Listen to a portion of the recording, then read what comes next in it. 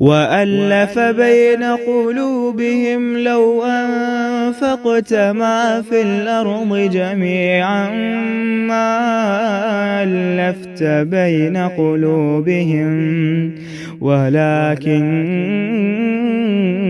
अल्लाह अल्लफ़ बैनहुम इन्नहु अज़ीज़ुन हकीम।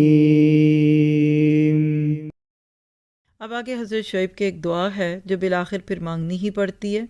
क्या कहते हैं? रब्बना अफ्तह बैनना व बैन कौमिना बिलहक़, ए हमारे परवरदिगार हमारे और हमारी कौम के दरमियान हक़ के मुवाफ़िक फ़ैसला कर दे, तो सबसे अच्छा फ़ैसला करने वाला है।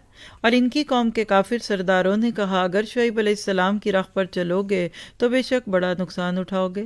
रुकिए और सोचिए, आज क्या ये जुमले नहीं सुनने पड़ते? ये इन दीनदारों की बातें सुनो तो फिर देखो कारोबार चलते हैं, और ये खामखा ऐसी बातें करते हैं।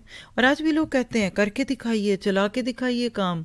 आज सूद के बगैर काम नहीं होता, आज लोन के बगैर काम नहीं होता, आज बैंकिंग के सिस्टम में गए हुए बगैर नहीं होता। तो दिखा सकते हैं हम आपको। अल्हम्दुलिल्लाह आज भी करोड़ के अरबपति लोग हैं, एक पैनी का उनके पास सूद नहीं है। अल्लाह ने हलाल बिजनेस दिए हैं। हराम के अंदर याद रखिए कि बढ़ोतरी नहीं होती। ज़ाहिर अगर ज़्यादा भी आता है ना तो उसके अंदर बरकत नहीं होती, या फिर ऐसे खर्चे पड़ते रहते हैं। आए दिनों गाड़ी लग गई, कहीं मुकदमा पड़ गया, कहीं कोई और ही फिटीक पड़ गई। तो माल अल्लाह के हाथ में है, उससे बरकत लेने के लिए इंसान को अल्लाह ताला से मदद मांगनी चाहिए।